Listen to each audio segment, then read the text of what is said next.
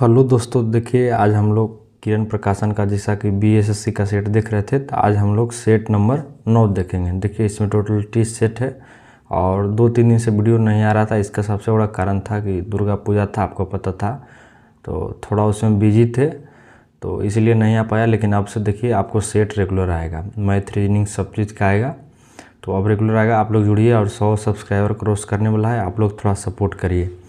चलिए फिलहाल हम लोग देखते हैं। देखिए सेट नंबर 9 है, आप देख सकते हैं मॉडल प्रैक्टिस सेट का, और अब से आप लोग का कंटिन्यू रहेगा, तो आप टेंशन नहीं लीजिए और पीडीएफ के लिए टेलीग्राम ज़रूर ज्वाइन करिए। चलिए आगे बढ़ते हैं हम लोग। आज फिलहाल हम लोग जीके का ही पोर्शन देखेंगे, बाकी का जो बचा हुआ है वो अगला पार्ट में आएगा। तो आप लोग क्वेश्चन नंबर 1 कहता है कि दक्कन का पठार कितने भारतीय राज्यों में फैला हुआ है। तो देखिए एक का हो जाएगा 2, ये जो है लगभग 8 भारतीय राज्यों में फैला हुआ है। देखिए कौन दिशा में इसको क्या कहते हैं इसके बारे में समझिए। देखिए दक्कन के जो पठार है इसको वेस्ट यानी कि पश्चिम में क्या मतलब कि पश्चिम में क्या कहते हैं, तो पश्चिम में इसी को कहते हैं पश्चिमी घाट, और दक्षिण में इसको कहते हैं नीलगिरी पहाड़ी। नीलगिरी पर इसके जो दक्षिण में है नीलगिरी पहाड़ी, आप ऐसे समझ लिए। और चलिए इसके आगे देखिए पूर्व में इसका क्या है, मतलब जो दक्कन का पठार है इसके पूर्व में पूर्वी घाट है। पूर्व में क्या है, पूर्व में है पूर्वी घाट, आप लोग इसका ध्यान रखिएगा। चलिए तो उत्तरी भाग में आ जाता है अरावली जो अरावली पर्वत पता है आपको, और क्या आता है छोटा नागपुर का भाग, आप ये भी ध्यान रखिएगा। तो इसका फैक्ट आप लोग देखते चलेंगे। चलिए क्वेश्चन नंबर 1 हो गया, 2 देखते हैं। अंतरण आद्यगी का अर्थ क्या है, आप लोग ये देखिए। तो दूसरा क्या हो जाएगा ऑप्शन 4, इनमें से सभी। वृद्धा पेंशन, बेरोजगारी, मुआवजा, सामाजिक सुरक्षा अदायगी। तो देखिए इसका मतलब आप समझिए, अंतरण जो अदायगी समझिए, यह है राष्ट्रीय आय का भाग नहीं होता। पहला नंबर ये समझिए, ये क्या नहीं होता है, राष्ट्रीय आय का भाग नहीं होता है, बल्कि इसके तहत सरकार जो सरकारी योजना चलाती है, सरकारी योजना आप लोग जानते हैं, सरकारी योजना जैसे वृद्धा पेंशन, बेरोजगारी, इसको बोला जाता है। आप लोग समझ जाइए कि अंतरण आद्यगी जो है वृद्धा पेंशन, बेरोजगारी, सामाजिक उद्यमिता, ये सब जो सरकारी योजना है उसको बोलते हैं। तो इसमें से सभी हो जाएगा, आप लोग इसको ध्यान रखिएगा। 3 कहता है भारत जैसे विकासशील देश में प्रच्छन्न बेरोजगारी की उच्च दर किस क्षेत्र में पाई जाती है। प्रच्छन्न बेरोजगारी देखिए सबसे बड़ा पाया जाता है कृषि के क्षेत्र में। आप लोग जानते होंगे कृषि के क्षेत्र में बहुत व्यापक तौर पे पड़ा जाता है। इसका प्रमुख कारण क्या है, प्रमुख कारण यह है कि यहाँ पे रोज़गार जो है सीजनल अवेलेबल रहता है, हर सीज़न में आपको यहाँ पे रोज़गार नहीं मिलेगा। देखिए काम करने वाले व्यक्ति काम तो करते रहेंगे, बहुत मेहनत करते हैं, लेकिन काम ही नहीं है तो आप मेहनत क्या करिएगा। चलिए तो इसका हो जाएगा 3, तो आप लोग इसको ध्यान रखिएगा। तो चलिए हम लोग क्वेश्चन नंबर 4 की ओर पढ़ते हैं। तो क्वेश्चन नंबर 4 कहता है वह जो किसान को कम से कम एक जीविका को उपलब्ध कराता है क्या कहलाता है। तो किसान से रिलेटेड क्वेश्चन है, तो 4 को हो जाएगा। देखिए ऑप्शन हो जाएगा 3, आर्थिक जोत, जो कम से कम एक जीविका चलाता है। देखिए ये सब याद करने वाला क्वेश्चन है, उसको हम लोग बोलते हैं आर्थिक जोत, जो किसान को बचाए रखता है, आप ऐसा समझिए उसके जीवंत है। चलिए आगे देखते हैं, कौन सी क्रिया उत्पादन में शामिल नहीं है। चलिए तो आप देखिए 5 का हो जाएगा ऑप्शन 4, किसी गृह स्वामी द्वारा अपने घरों में की गई सेवाएं। देखिए ये जो है उत्पादन में शामिल नहीं, आप लोग इसको ध्यान रखिएगा। किसी नर्स द्वारा अस्पताल में दी गई सेवाएं ये आ जाता है, आप लोग फैक्ट पढ़िए। किसान द्वारा गेहूं उपजाना आ जाता है उत्पादन में। किसी कंपनी द्वारा औषधियों का उत्पादन ये भी आ जाता है। तो ऑप्शन नंबर 4 नहीं आता, तो आप लोग इसको ध्यान रखिए। 6 कहता है निम्नलिखित में से किसको संवैधानिक स्थिति प्राप्त है, मतलब जो संवैधानिक हो। तो आप लोग देखिए योजना, देखिए वित्त आयोग है और चुनाव आयोग, ये भी संवैधानिक है। तो 6 का हो जाएगा ए, क्या हो जाएगा ए एंड सी, ऑप्शन 1 सही हो जाएगा, ए एंड सी। देखिए योजना आयोग जो है ये संवैधानिक नहीं है, इस सरकार अपनी सुविधानुसार बनाती है योजना, वो है। वित्त आयोग का जो गठन किया गया था अनुच्छेद 280 के द्वारा संविधान के, आप लोग इसको ध्यान रखिएगा। इसका काम क्या है, तो केंद्र और राज्य के बीच पैसों का बंटवारा करना, जितना भी टैक्स कलेक्शन होता है इसको किस रेशियो में बांटना है, सब यही इसी का काम होता है। पर आप लोग इसको ध्यान रखिएगा। और देखिए चुनाव आयोग का गठन देखिए अनुच्छेद 324 के अनुसार किया जाता है, तो आप लोग इसको भी ध्यान रखिएगा। तो ये दोनों का फैक्ट हो गया देखिए 6 का, तो आप लोग इसको ध्यान रखिएगा। चलिए आगे बढ़ते हैं हम लोग। तो इसका आंसर सही कौन हो जाएगा, तो इसका सही आंसर हो जाएगा ए एंड सी, ये भी आप ध्यान रखिएगा। चलिए आगे बढ़ते हैं। 7 कहता है भारत के राष्ट्रपति के चुनाव में जीतने वाले प्रत्याशी को प्राप्त करने चाहिए कितना, मतलब जो जीत रहे हैं उनको कितना मत प्राप्त करना चाहिए। तो देखिए इसका हो जाएगा ऑप्शन 4 में आइए 50% से अधिक और डाले गए कुल मतों का बहुमत। ऑप्शन 4 देखिए आपको पूछेगा तो आपको ये बताना है, बाकी जितना देख रहे हैं डाले गए मतों का 50% नहीं तो बराबर होगा, तो फाइनल ही नहीं होगा कि कौन जीता कौन हारा। देखिए यह बात जो है आर्टिकल 54 में लिखा गया है, आप लोग इसको ध्यान रखिएगा। चलिए आगे बढ़ते हैं। क्वेश्चन नंबर 8, भारत के उच्चतम न्यायालय की स्थापना की गई थी, मतलब उसको पूछ रहा है 8 का, तो 8 का हो जाएगा ये संविधान द्वारा। चलिए देख लीजिए बढ़िया से, कहता भारत के उच्चतम न्यायालय की स्थापना की गई थी किसके द्वारा, तो इस संविधान द्वारा किया गया था। आप लोग इसको ध्यान रखिएगा, किसके द्वारा, तो संविधान के द्वारा। देखिए जब 1950 में नया संविधान मतलब बना, अंगीकृत हुआ, अपनाया गया, तब उच्चतम न्यायालय में केवल 8 न्यायाधीश थे, ये भी आप ध्यान रखिएगा 8 का। तो चलिए हो जाएगा 8 का हो गया संविधान द्वारा ये। तो आगे बढ़ते हैं 9, कहता राष्ट्रीय गीत के रचयिता कौन है, तो आपको ये तो बहुत इजी क्वेश्चन है, बंकिम चंद्र चटर्जी जी हैं, आपको पता होगा। तो देखिए आपको पूछेगा और क्या क्वेश्चन, ये कहाँ से लिया गया है, तो आनंद मठ जो उपन्यास है उससे लिया गया, और इसे कब अपनाया गया, तो आप पूछेगा ये भी आपको। तो 24 जनवरी 1950 को इसको अपनाया गया था, ये भी आप ध्यान रखिएगा। चलिए आगे देखते हैं। दस्कता प्लासी की लड़ाई किसके बीच में हुई थी, देखिए एक प्रमुख लड़ाई है इतिहास का, तो हुआ था ईस्ट इंडिया कंपनी और सिराजुद्दौला के बीच में। तो आप लोग इसको ध्यान रखिएगा, कब हुआ था, तो 1757 में। तो ये सब फैक्ट आप लोग बोलते जाते हैं, सिर्फ सुनते जाइए, आपको याद हो जाएगा। इसी युद्ध में सिराजुद्दौला की मृत्यु भी हो गया था, ये भी आप ध्यान रखिएगा। चलिए 11 देखते हैं। 11 कहता है कि 1972 के शिमला समझौते पर हस्ताक्षर करने वाले पाकिस्तान के प्रधानमंत्री कौन थे, तो 11 का हो जाएगा 3, जेड एस भुट्टो जी। कौन थे, जेड एस भुट्टो। तो आप लोग इसको ध्यान रखिएगा। चलिए आगे देखते हैं। 12 कहता असहयोग आंदोलन शुरू हुआ था, असहयोग आंदोलन कब शुरू हुआ था, ये हुआ था 1920, खिलाफत आंदोलन के समर्थन में गांधी जी ने चालू किए थे अगस्त 1920 में, आप लोग इसको ध्यान रखिएगा। चलिए आगे देखते हैं हम लोग। 13 तक हो गया है, और 13 के बाद हम लोग बढ़ते हैं क्वेश्चन नंबर 14 की ओर। तो 14 देख लीजिए। 14 कहता मेवाड़ के राणा प्रताप सिंह को मुगल सेना ने किस लड़ाई में पराजित किया था, तो आपको पता होगा कि हल्दी घाटी में पराजित किया था, देख लीजिए हल्दी घाटी। तो चलिए आपको बता दें कब हुआ था युद्ध, तो 1576 में, ये भी बात याद रखिएगा आप लोग। चलिए 15 की ओर बढ़ते हैं हम लोग। 15 की ओर लगता है हम लोग से 13 छूट गया है, हम लोग 13 देख लेते हैं। 13 में कहता है कि जब 1856 में डलहौजी ने अवध पर कब्जा किया तब नवाब कौन थे, तो क्वेश्चन नंबर 13 का हो जाएगा 2, देख लीजिए बाजिद अली खां थे। कौन थे, बाजिद अली खां। आप लोग इसको भी ध्यान रखिएगा। और कब किया था, 13 फरवरी 1856 को, ये भी आप ध्यान रखिएगा। चलिए आगे बढ़ते हैं हम लोग। चलिए 13-14 हो गया, हम लोग 15 की ओर बढ़ते हैं। क्वेश्चन नंबर 15 थोड़ा सा तेज़ी में देखेंगे, नहीं तो ज़्यादा टाइम लग जाएगा। देखिए जून के महीने मानसून का फटना वर्षा लाता है, जब जून के महीने में मानसून फटता है तब कहाँ कहाँ वर्षा लाता है, क्वेश्चन ये पूछना चाहता। तो इसका हो जाएगा ऑप्शन 2, केरल और तमिलनाडु के दक्षिणी तट पर। चलिए ये हो जाएगा 15 के 2। 16 देखिए हिमालय में 3600 मीटर की ऊंचाई पर विशिष्ट प्राकृतिक वनस्पति कौन पाया जाता है, तो देखिए ये ज्योग्राफी का क्वेश्चन है। तो 16 को हो जाएगा ये अल्पाइन घास का स्थल, आप लोग इसको ध्यान रखिएगा। और इसमें इम्पोर्टेंट वृक्ष क्या होता है, जो सबसे महत्वपूर्ण होता है, सिल्वर फर होता है और पाइन बर्च, आप लोग इसको भी ध्यान रखिएगा। 17 आ जाइए। 17 का था मोतीलाल नेहरू और चित्तरंजन दास निम्न में से किसके संस्थापक सदस्य थे? ये दोनों मिलकर किसके सदस्य थे? तो ये थे स्वराज पार्टी का। किसका था? स्वराज पार्टी का। तो 17 का हो जाएगा 1, ध्यान रखिएगा।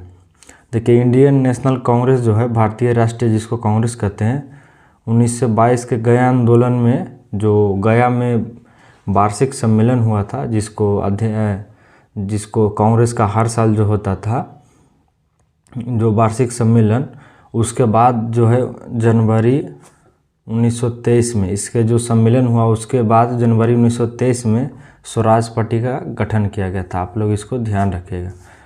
चलिए आगे देखते हैं हम लोग। 18 कहता एल नीनो प्रकट होता है। एल नीनो कहाँ प्रकट होता है? तो एक धारा है, आप लोग ध्यान रखिएगा।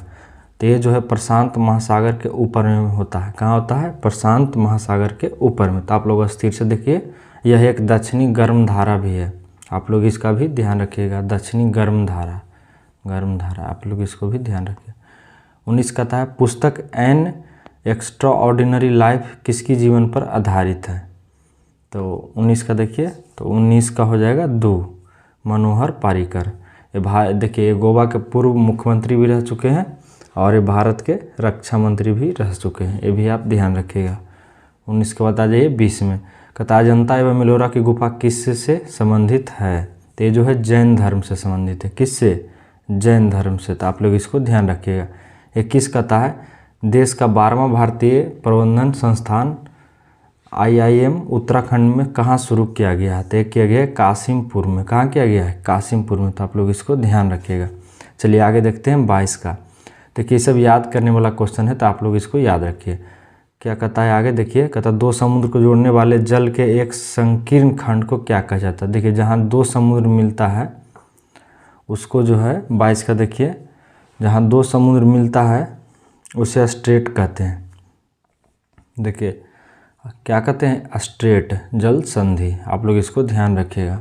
22 का हो गया 2। 23 देखिएगा, इनमें से कौन आज़ादी के आंदोलन का पूर्ण समर्थक था? आज़ादी के आंदोलन का। तो 23 के हो जाएगा 3, घनश्याम दास बिड़ला जी। कौन थे? घनश्याम दास बिड़ला जी। चलिए आगे देखिए, और ये देखिए इनके बारे में समझिए। यह जो हरिजन सेवक संघ के अध्यक्ष भी रह चुके हैं, हरिजन सेवक संघ के। तो आप लोग सुनते रहिए, सिर्फ आपको याद हो जाएगा। 24 कहता रतन टाटा की सेवानिवृत्ति के बाद टाटा समूह का प्रमुख कौन बना था? तो ये बने थे साइरस मिस्त्री। आप लोग इसको ध्यान रखिएगा। 24 का हो जाएगा 2। चलिए हम लोग आगे देखते हैं। आगे में क्या है? कहता है हंस दमयंती के चित्र को किसने बनाया था? हंस दमयंती। तो 25 का हो जाएगा 4, राजा रवि वर्मा ने। कौन बनाया था? राजा रवि वर्मा ने। कब बनाया था आपको पूछेगा? तो 1889 में। आप लोग इसको भी ध्यान रखिएगा, 1889 में बनाया था। देखिए 26 कहता भारत में सबसे बड़े खारे पानी की झील कौन सा है? आपको पता होगा कि चिल्का झील है, जो कि उड़ीसा में है। कहाँ पे स्थित है? तो उड़ीसा में। तो आप लोग ध्यान रखिए। यहाँ नौसेना का प्रशिक्षण केंद्र है, आप लोग ध्यान रखिएगा। यहाँ पे ट्रेनिंग किया जाता है नौसेना को। कहता शाहजहाँ के 4 पुत्र किसने अर्थवेद का अनुवाद करवाया था? 4 पुत्र में। तो 27 का हो जाएगा, देख लीजिए, 27 का हो जाएगा 3, दारा सिकोहा ने। कौन था? दारा सिकोहा। यह भागवत गीता तथा योग का भी संस्कृत से फारसी में अनुवाद किया था। ये भी आप ध्यान रखिएगा, बहुत बड़ा विद्वान था। 28 कहता है मानसरोवर स्थित है। मानसरोवर कहाँ स्थित है? तो 28 का हो जाएगा, देखिए तो अभी कब्जा कर लिया है, चीन में है, ये तिब्बत में पड़ता था। तो मानसरोवर झील जो है एक झील है, आप लोग ध्यान रखिएगा। ये चीन में स्थित है। कहाँ पे? ये मीठे पानी का झील है जो समुद्र तल से लगभग 4590 मीटर ऊंचा है। आप लोग इसको भी ध्यान रखिएगा। चलिए आगे देखते हैं 29। निम्न में से कौन सी नदी सबसे लंबी है? तो सबसे लंबी पूछ रहा है, तो ये ब्रह्मपुत्र हो जाएगा, क्योंकि ये मेंशन नहीं किया है कि जो भारत में ही सिर्फ बहती है। यदि मेंशन करता तो गंगा होता, लेकिन नहीं किया है तो ये ब्रह्मपुत्र होगा। तो 29 का हो जाएगा 4। ब्रह्मपुत्र नदी की लंबाई लगभग 2900 किलोमीटर है, ये आप लोग ये भी ध्यान रखिएगा। गंगा के कितना है? तो 2525 किलोमीटर, आप लोग ध्यान रखिए। गोदावरी का कितना है? 1465 किलोमीटर। और उसी तरह सिंधु का कितना है? आपको पूछेगा, तो सिंधु का है 2880 किलोमीटर, तो सबसे बड़ा हो गया ब्रह्मपुत्र। चलिए कहता नोट जस्ट एन अकाउंटेंट पुस्तक के किसने लिखा था, तो 30 देखिए, तो 30 का हो जाएगा 1 विनोद राय जी। कौन थे? विनोद राय जी। ये भारत के पूर्व नियंत्रक एवं महालेखा परीक्षक भी थे, आप लोग इसको भी ध्यान रखिएगा। चलिए 30 के बाद हम लोग 31 देखते। कहता बोध गया के स्मारकों में नहीं है, कौन नहीं है, तो 31 का देखिए, 31 आ जाइए, 31, तो 31 का हो जाएगा 4 हरिश्चंद्र मंदिर नहीं है। बाकी जितना देख रहे हैं ब्रज, शान, अनिमेषणा, स्तूप, अस्तागर, चैत एवं चक्रमन, ये सब जितना भी है स्थित है, लेकिन ये नहीं है, चौथा नंबर ऑप्शन। 32 में जाइए, निम्नलिखित में से कौन सा संघ शासित प्रदेश नहीं है, 32 में कहता तो पौंडुचेरी है, चंडीगढ़ भी है, लक्षद्वीप भी है, लेकिन गोवा नहीं है। आप लोग ध्यान रखिए, गोवा के बारे में थोड़ा सा समझते हैं। यह एक संघ शासित प्रदेश नहीं है, आपको तो बता दिए। और ये जो है पुर्तगालियों से 19 दिसंबर माफ़ कीजिएगा 19 दिसंबर 1961 को खाली कराया गया था पुर्तगालियों के द्वारा, ध्यान रखिएगा। वो जो है कब्जा किए हुए थे आज़ादी के बाद भी। और देखिए 30 मई 1987 को 30 मई 1987 को गोवा को पूर्ण राज्य का दर्जा गया, और ये इस प्रकार देश का 25वां राज्य बना था, तो आप लोग इसको भी ध्यान रखिएगा।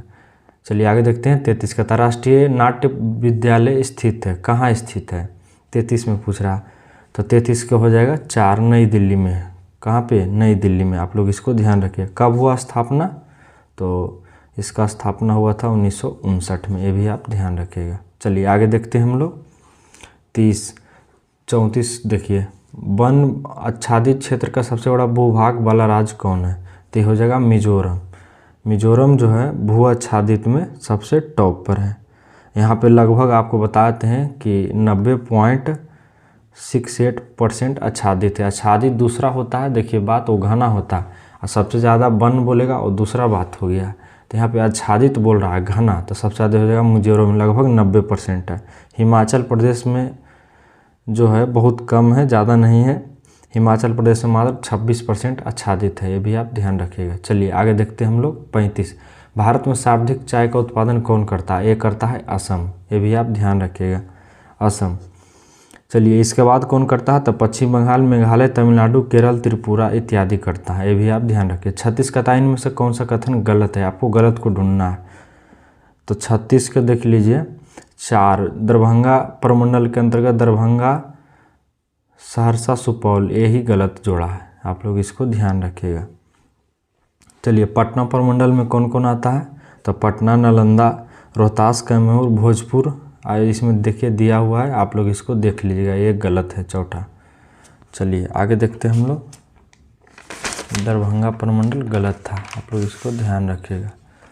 चलिए आपको बताते हैं कि दरभंगा प्रमंडल में आखिर आता कौन कौन है, आप लोग इसको भी फैक्ट के रूप में ध्यान रखिएगा। देख लीजिए दरभंगा वाला में कौन कौन आता है, देख लीजिए दरभंगा में आता है दरभंगा, मधुबनी, समस्तीपुर, देख लीजिए, तो इसमें मधुबनी समस्तीपुर नहीं दिया है, तो आप लोग इसकी यही सही हो जाएगा। 37 देखते हैं, भारत में सर्वाधिक कोयला उत्पादन करने वाला राज्य, देखिए उत्पादन पूछ रहा है, आप लोग इसको ध्यान रखिएगा। सर्वाधिक कोयला उत्पादन, तो इसमें हो जाएगा आपको झारखंड, कौन हो जाएगा, झारखंड, तो 37 का हो जाएगा 4, सर्वाधिक कोयला उत्पादन झारखंड करता है।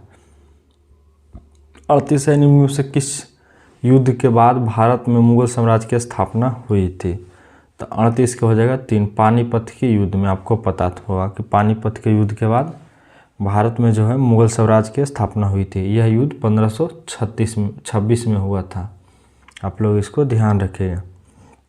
किसके किसके बीच हुआ था, बाबर और इब्राहिम लोदी के बीच में, आप लोग यही भी ध्यान रखिए। चलिए 39 देखिए, कहता है राज्यसभा की अधिकतम सदस्य संख्या सीमित है, राज्यसभा की, तो 39 का हो जाएगा 250 सीमित है, इससे ज़्यादा नहीं हो सकता है, आप लोग इसको ध्यान रखिएगा। चलिए आगे देखते हैं हम लोग, कहता स्वतंत्र भारत का पहला छात्र आंदोलन कहाँ हुआ था, ये हुआ था पटना में, स्वतंत्र भारत का सबसे बड़ा छात्र आंदोलन कब हुआ था? 1955 में। ये भी आप ध्यान रखिएगा, 1955 में। चलिए आगे देखते हैं। 41 हो गया। कहता संविधान की 8वीं अनुसूची में निम्नलिखित में से कौन सी भाषा सूचीबद्ध नहीं है? आप लोग को पूछ रहा। देखिए इसमें जो अंग्रेजी नहीं है, संविधान में नहीं है, बोडो डोगरी संथाली सब है, लेकिन अंग्रेजी जो है नहीं है। 2004 में जो है मैथिली, संथाली, डोगरी एवं बोडो, ये 2004 में 8वीं अनुसूची में सूचीबद्ध किया गया था। तो चलिए हम लोग देख लिए वाला, इसका अंग्रेजी हो जाएगा, ये सूचीबद्ध नहीं है, आप लोग ध्यान रखिएगा। चलिए आगे देखते हैं। 41 के बाद 42 में आ जाता है। कहता है योजना आयोग के वर्तमान उपाध्यक्ष कौन है? तो ये थे अभी जो है मोटेंग सी आहलूवालिया, आप इसको ध्यान रखिएगा। तो 42 का हो जाएगा ए। इसका अध्यक्ष होता है प्रधानमंत्री, जो नरेंद्र दामोदर दास मोदी जी हैं। 43 कहता है भारत के उच्च न्यायालय के मुख्य न्यायाधीश बनने वाली प्रथम महिला कौन थी?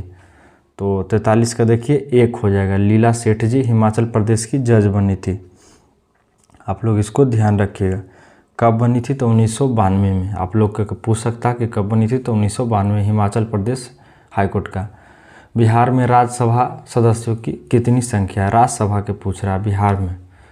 तो राज्यसभा के जो है बिहार में जो है 16 गो है, आप लोग इसको ध्यान रखिएगा। चलिए इसके बारे में टोटल फैक्ट समझते हैं। विधानसभा के कितना है? तो 242। आप लोग ध्यान से सिर्फ सुनते जाइए। आपको पूछेगा विधान पार्षद, बिहार में विधान पार्षद भी है, इसका 75 गो है। और लोकसभा का, MP का कितना है? मेंबर ऑफ पार्लियामेंट का 40 गो। कितना है? 40 गो। आप लोग ध्यान रखिएगा। और फैक्ट समझते हैं। देखिए बिहार में 9 प्रमंडल है। कितना? 9 गो। ध्यान रखिएगा। जिला 38 गो है, ये भी ध्यान रखिएगा। बिहार का एग्जाम दे रहे हैं तो थोड़ा सा फैक्ट समझिए बिहार के बारे में। अनुमंडल कितना है? तो 101 गो। आपको आप पूछ सकता है प्रखंड की संख्या कितना है? तो 534 गो। ब्लॉक है। शहरों की संख्या 139 गो, और उसी के साथ गाँवों की संख्या 44,874 गो।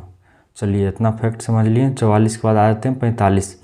भारत भ्रमण पर आए हिंसांग ने किस नगर को विस्तृत विवरण में यात्रा वृत्तांत किया था? किस नगर को? तो पाटलिपुत्रा, जो फिलहाल अभी पटना है, इसको किया था। तो आप लोग इसको ध्यान रखिएगा। 46 का था सत्य की खोज में बुद्ध को किस स्थान पर पीपल के वृक्ष के नीचे ज्ञान प्राप्त हुआ था? तो 46 का हो जाएगा 3, बोध गया में पीपल के वृक्ष के नीचे फाल्गु नदी पर। ये बात आप ध्यान रखिएगा। 29 वर्ष की अवस्था में ये सत्य के खोज में गृह त्याग कर दिए थे, ये भी आप ध्यान रखिएगा। चलिए आगे देखते हैं। 47 अत्यधिक मद्यपान के से शरीर के किस अंग को प्रभावित होता है? तो सबसे ज़्यादा यकृत को होता है, लीवर को। आप लोग इसको ध्यान रखिएगा। और इसको क्या बोले जाते हैं? जब ये खराब हो जाता है तो इसको सिरोसिस कहा जाता है। किसको? मतलब शराब पीने से जब इससे खराब हो जाता है यकृत, इसको बोलते हैं सिरोसिस। आप इसको भी ध्यान रखिएगा, इसलिए शराब नहीं पीना चाहिए। चलिए बिहार राज्य में मात्र 2 ही अंतर्राष्ट्रीय हवाई अड्डा कहाँ कहाँ स्थित है? तो आपको पता होगा कि पटना और गया में स्थित है। तो गया वाला को जो अंतर्राष्ट्रीय का मान्यता प्राप्त 2002 में हुआ था। चलिए यहाँ पे टूरिस्ट बहुत ज़्यादा आते हैं। भारत 49 कहता है भारत में मुगल साम्राज्य का अंतिम शासक कौन था? अंतिम पूछ रहा है। तो 49 का हो जाएगा 2। आपको पता है बहादुर शाह जफर थे, जो कि 1857 क्रांति हुआ। उसके बाद इनको 1758 मतलब 58 के आसपास में इनको पकड़ करके क्या भेज दिया? बर्मा, कैदी बना करके। और बर्मा में ही इनको 1862 में कैदी बनाकर जो वहाँ भेजा रहने के लिए, वहीं पे इनकी मृत्यु हो गई, वर्तमान म्यांमार में। 50 का था भारत के किस राज्य में राजीव गांधी की मानव बल हमले से हत्या हुई थी? तो ये हुआ था तमिलनाडु में। आप लोग इसको ध्यान रखिएगा, तमिलनाडु में हुआ था।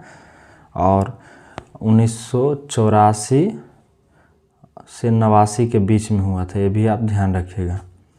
चलिए कहाँ हुआ था? तो तमिलनाडु के सिरुपेरुम्बुदूर में 21 मई 1991 को। आप लोग ये भी ध्यान रखिए। चलिए बहुत दुर्भाग्य की बात है कि एक प्रधानमंत्री को बम से उड़ा दिया गया था। पहले की सुरक्षा जो है इतना चाक चौबंद नहीं था जितना अभी आप देख रहे हैं। इंस्पेक्टर, आपको पता होना चाहिए कि इंदिरा गांधी की सुरक्षा मात्र इंस्पेक्टर लेवल की रहती थी पहले। तो ये सब भी आप फैक्ट थोड़ा सा ध्यान रखिएगा। तो चलिए हम लोग जीके का पोर्शन समाप्त कर चुके हैं। बाकी अगला पार्ट में जीएस के साथ रीजनिंग या मैथ कोई भी आएगा, तो आप लोग जुड़े रहिए। अब आज से वीडियो कंटिन्यू आएगा। तो चलिए तब तक के लिए धन्यवाद, जय हिंद। और आप लोग जुड़ जाइए टेलीग्राम से PDF के लिए।